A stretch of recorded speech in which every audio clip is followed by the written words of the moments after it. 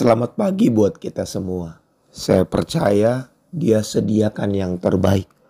Kalau burung di udara Dia pelihara, bunga rumput di padang Dia hiasi.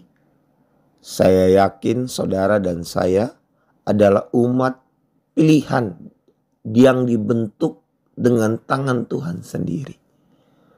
Sudah pasti yang terbaik Dia sediakan atas setiap kita.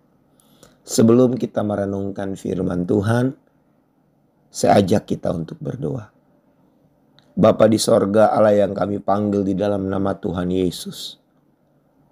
Kami sadar penuh bahwa segala kuasa sudah ada padamu, baik yang ada di bumi maupun yang ada di sorga.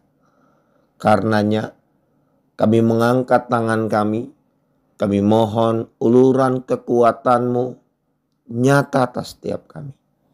Sehingga kami mampu untuk melakukan bagian kami.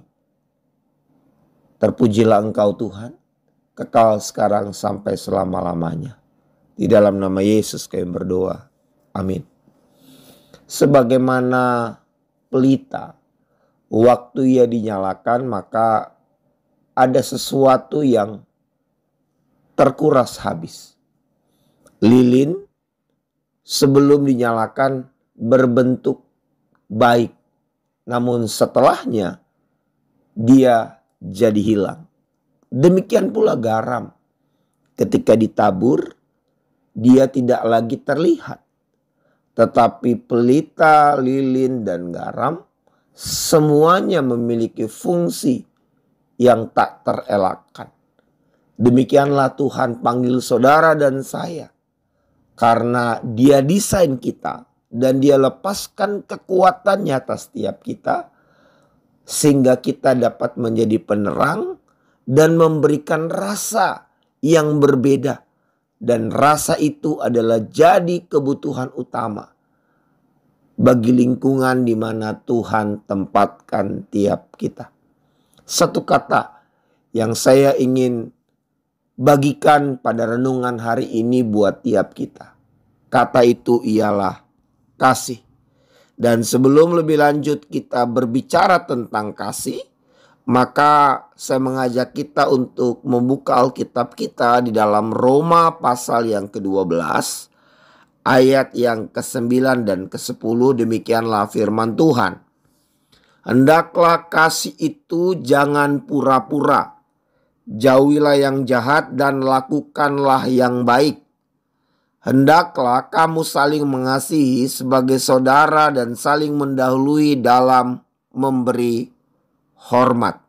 Disebut berbahagia ketika kita mendengar firman Tuhan dan menjadi pelaku akan firman Tuhan. Apa itu kasih? Definisi kasih yang saya dapat, kasih adalah atau kasih dapat diartikan sebagai suatu keadaan di mana ada perasaan sayang, merasa suka kepada sesuatu yang baik, kepada manusia maupun kepada benda-benda. Itulah penterjemahan tentang kasih secara gramatikal atau secara katanya. Nah, Tuhan berkata bagi hari ini buat kita, biarlah kasih itu tidak pura-pura. Dan ketika kita mengasihi, maka kita akan melakukan sesuatu yang baik.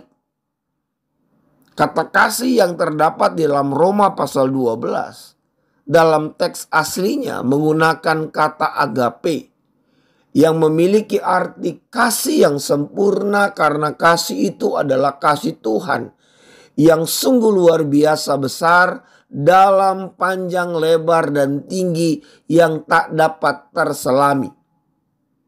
Dan juga gak akan pernah habis.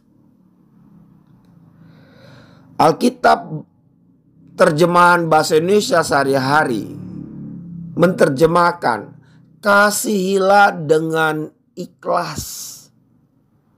Saudara-saudara, waktu kita terpanggil untuk menjadi terang, waktu saudara dan saya tahu ada fungsi garam yang harus kita kerjakan, maka kita harus melakukannya dengan ikhlas.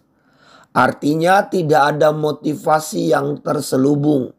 bukan ingin mengambil sesuatu yang lebih dari apa yang kita buat. Kita tidak boleh bergerak dalam topeng, karena itu bukanlah kasih agape yang Tuhan curahkan atas kehidupan orang percaya. Kalau kita mengasihi dengan benar, maka kita akan membenci yang jahat. Kita akan berpegang pada apa yang baik. Karena kasih adalah diawali dari perasaan. Perasaan sayang. Perasaan yang ingin merawat. Dan kalau kita mengasihi, tindakan nyata yang akan terpancar dari kehidupan saudara dan saya adalah kita akan bergerak bersama dan menjaga kehangatan.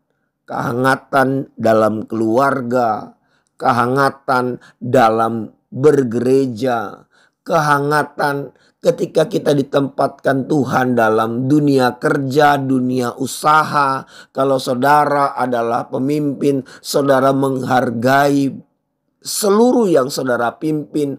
Kalau saudara adalah yang dipimpin, maka ada hormat yang kita berikan kepada pemimpin.